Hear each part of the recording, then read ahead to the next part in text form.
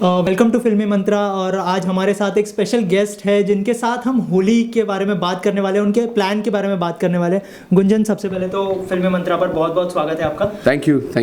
होली का त्यौहार काफ़ी खास होता है, काफ़ी स्पेशल होता है, काफी तो कलरफुल और एक्साइटिंग होता है जी।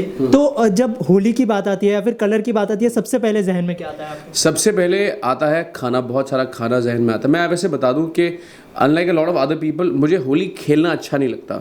क्यों नहीं अच्छा लगता? क्योंकि बहुत सारे लोग जो हैं वो पानी जो है वो वेस्ट कर देते हैं, बहुत सारे पक्के रंगों के साथ फेस पे लगाते हैं। और मैं जब से बॉम्बे आया हूँ, जब से मैं मुंबई आया हूँ, तब से कभी ना कभी मेरा शूट होता है और होली का त्यौहार उसके बीच में आ जाता है। तो मुझे बड़ा डर लगता था कि कोई मेरे पे पक्का रंग ना लगा दे, मेरा शूट ख़राब ना हो जाए, ऐसा।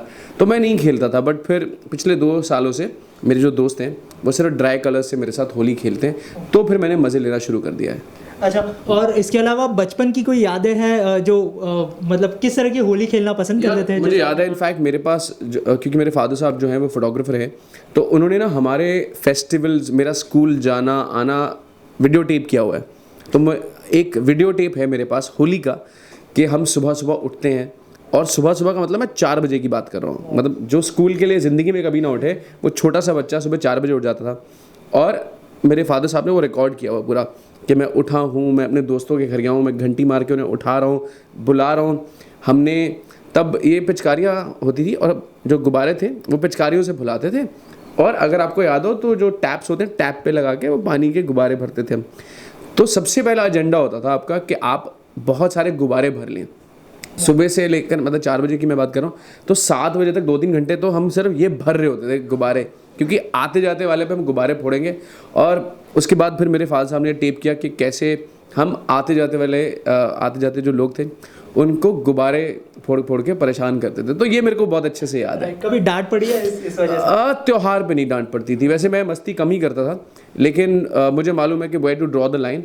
हम जो है, मैं जैसे बता रहा हूँ, पानी वाले होते थे, पक्के रंग के नहीं करते थे, हम किसी को परेशान नहीं करते थे, हमें मालूम है हम किसके साथ छेड़खानी कर रहे हैं। सो फॉर एग्जाम्पल, वैसे तो छुट्टी होती थी, लेकिन अगर मुझे दिख रहा है कि कोई बहुत तैयार होकर कहीं शायद काम पे जा रहा होगा, तो हम उसको परेशान नहीं करेंगे। हम अपने मोहल्ले के जो दूसरे बच्चे हैं उनके साथ छेड़खानी करते थे। और एक बड़ा इंटरेस्टिंग मुझे याद है, आपने याद दिला दिया बातों बातों में, जैसे यहाँ पे घरों में ना ऊपर वाटर टैंक होता है। करेक्ट। तो हम यार बहुत छोटे होते थे, हमें ना मालूम नहीं था कि ये वाटर टैंक किस लिए है या क्या नहीं है। तो हम अपने सोसाइटी के छत पे होली खेल रहे थे, और क्योंकि हम रंग में भीगे हुए थे और हमें ये टैंक दिख गया, तो हमने कहा क्यों ना हम इसी के अंदर घुसते रहें, नहाते रहें, रंग भी साफ हो जाए, तो रंग भी हो जाएगा, बहुत कुछ हो जाएगा। तो हम उसमें नहा भी रहे हैं, हम उसमें डुबकियाँ भी लगा रहे हैं। और सोसाइटी वाले पैनिक हो गए, क्योंकि पानी जो है वो बहुत अजीब लाल रंग का आ रहा था, बहुत काला, बिकॉज आप जब बहुत सारे रंग डाल दें तो वो काला सा हो जाता है। तो सब परेशान हो गए कि ड्रिंकिंग वाटर जो है वो काले रंग का आ रहा है। और उस टाइम पे हमें बहुत डांट पड़ी थी, क्योंकि हमने अपनी अनजाने में पूरा का पूरा सोसाइटी का वाटर टैंक खराब कर दिया था जी।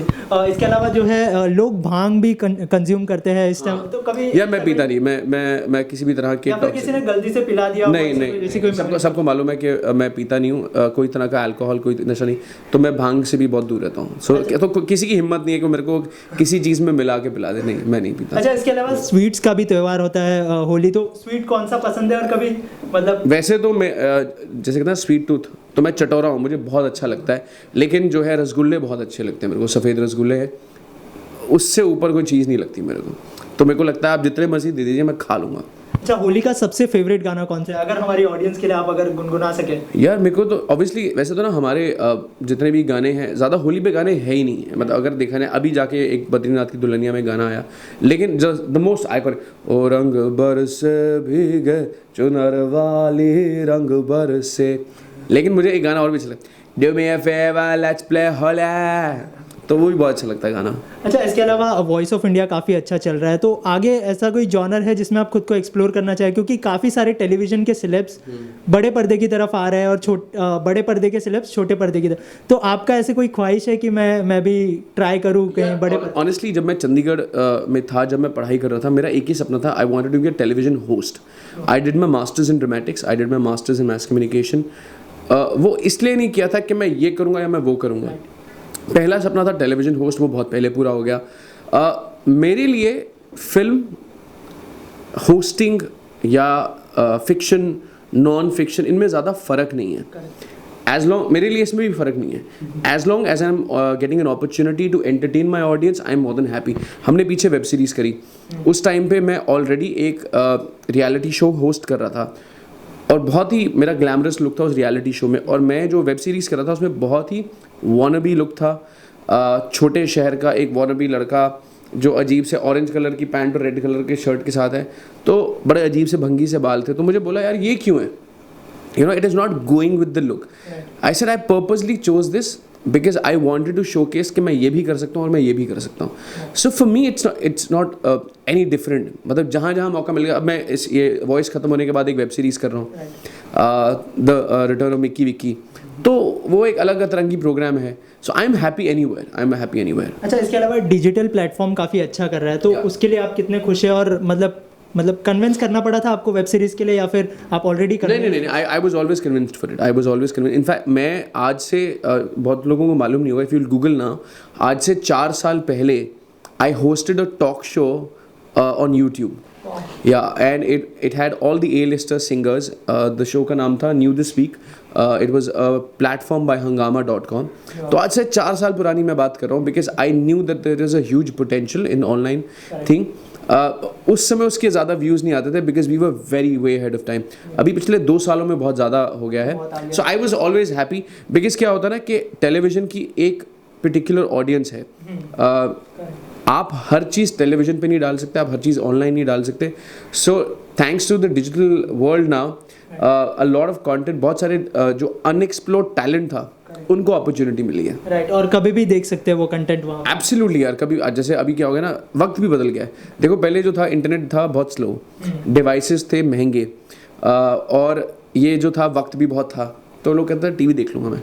अब वक्त कम हो गया है, इंटरनेट और ये डिवाइसेस सस्ते हो गए हैं, तो उसकी वजह से भी ये बहुत फ़र्क आ गया है. So you can use your phone as a multimedia device to view content any time. It's brilliant.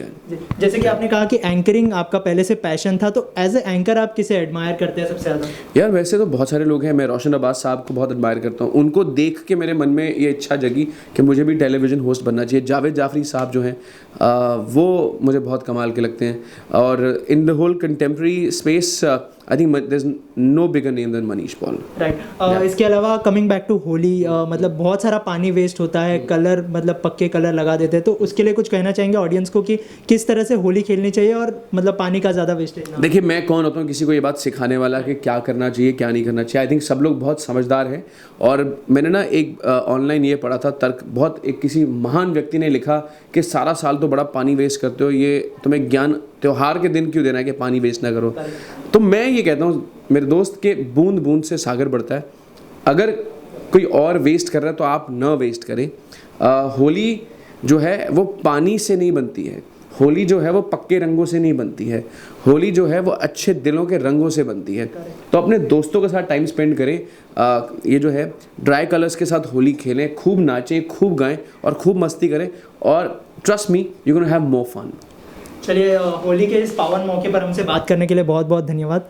Thank you so much.